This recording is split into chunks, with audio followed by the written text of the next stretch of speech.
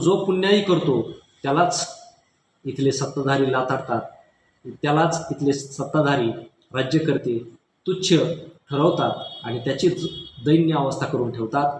हे वास्तव आजच्या जगासमोरचं आहे. महामार्गाचा पैसा इथल्या शेतकऱ्यांना जर दिला असता तर कदाचित या देशातला शेतकरी अजून प्रगत झाला असता. एवढं 2030 पर्यंत येत्या 5 वर्षामध्ये दरवर्षी 1.3 ते 1.9 सेल्सिअसनं तापमान वाढत जाणार आहे, अशी बातमी वाचली.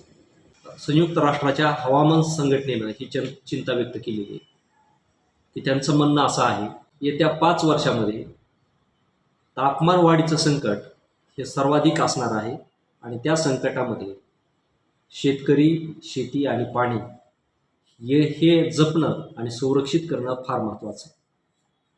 आता ही जी चिंता व्यक्त केलेली आहे त्या चिंतेला आपल्या देशामध्ये थारा नाही. कारण मागच्या 65 वर्षामध्ये वेळोवेळी संयुक्त राष्ट्रसंघानं भारतातल्या पर्यावरणाविषयी चिंता व्यक्त केली, उपाय सुचविले, परंतु त्यामधला एकही उपाय आणि त्या उपायावरती उपाययोजना आपल्याकडे झालेली नाही आणि त्यामुळे भविष्यात होण्याची अपेक्षा देखील नाही. परंतु एक गोष्ट जर लक्षात घेतली तर आपल्याकडं अलीकडं फार मोठा विकास चालू आहे आणि तो विकास कुठला आहे तर तो फक्त रस्त्यांचा विकास आहे. महारस्त्यांचा, महामार्गाच्या नावाखाली जमीन जाते, झाडं जात आहेत आणि पैसा तर जातोयच लोकांचा. कारण मुंबई गोवा चौपदरीकरणामध्ये रत्नागिरी परिसरामधील 7 लाख झाडं कापली गेलेली आहेत, आजची बातमी. आणि दुसरी गोष्ट की आगामी जो होऊ घेतलेला शक्तिपीठ महामार्ग आहे त्या महामार्गामध्ये किती झाडं तोडली जाणार आहेत याची आकडेवारी अजून यायची शिल्लक आहे. म्हणजे एकीकडं जग चिंतेमध्ये आहे की पर्यावरणासाठी काम करण्यासाठी, पर्यावरण संरक्षित करण्यासाठी, आणि आपण त्याच्या विरुद्ध वागतो की हे सगळं उद्ध्वस्त करण्यासाठी.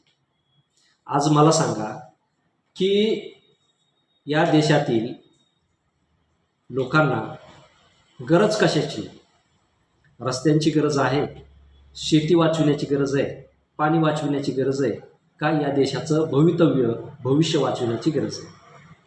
पाठीमागं आपल्याकडं घोषणा केली गेली होती 10 वर्षापूर्वी नद्या जोड प्रकल्पाची. त्या नद्या जोड प्रकल्पाचं झालं काय? गंगा, नर्मदा, कावेरी, भीमा, इंद्रायणी या महानद्यांची स्वच्छता झाली का? प्रश्न जिथल्या तिथेच आहे.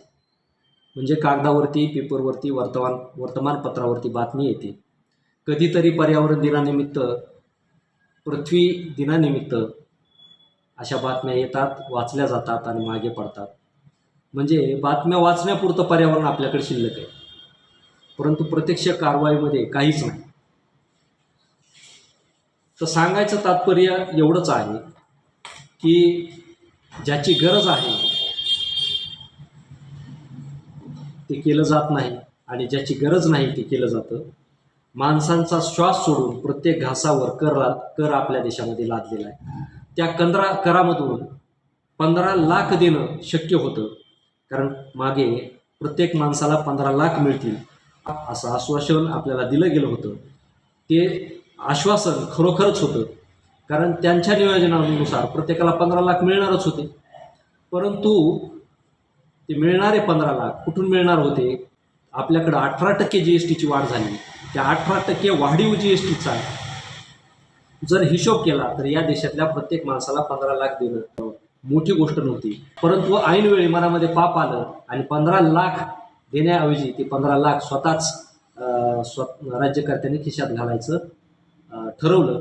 आणि त्यामुळं काय झालं की मिळणारं उत्पादन, आलेला पैसा आपल्यापर्यंत पोहोचला नाही. आणि म्हणून आज जरी आपण विचार केला की महामार्गाची आपल्याला गरज नाही, महामार्गाचा पैसा इथल्या शेतकऱ्यांना जर दिला असता तर कदाचित या देशातला शेतकरी अजून प्रगत झाला असता.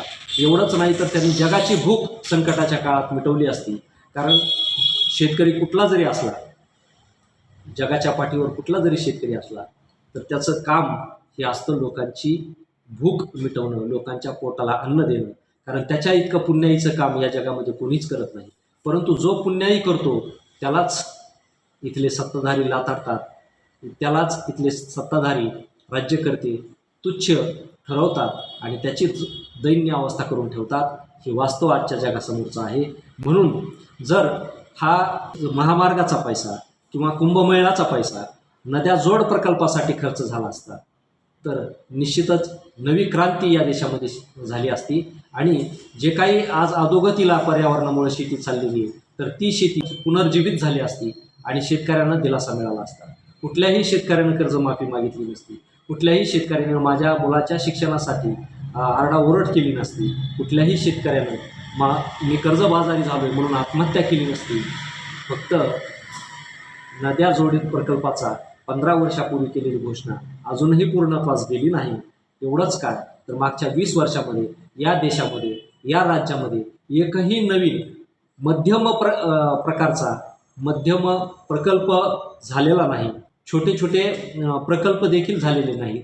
म्हणजे पाणी अडवा पाणी जिरवा एकीकडं दिलेली घोषणा आज जर बघितलं तर पाणी अडवायला 20 वर्षामध्ये मुहूर्त सापडलेला नाही. सुरुवातीच्या काळामध्ये काही बंधारे झाले पण ते बंधारे असे झाले की पहिल्या पावसात वाहून गेले. म्हणजे सांगायचं तात्पर्य एवढं आहे की महानद्यांच्या पाण्यापेक्षा या देशामध्ये महाभ्रष्टाचार फार मोठा आहे. भ्रष्टाचाराचे पूर दिवसेंदिवस मोठे होत आहेत. एवढंच या ठिकाणी सांगायचं.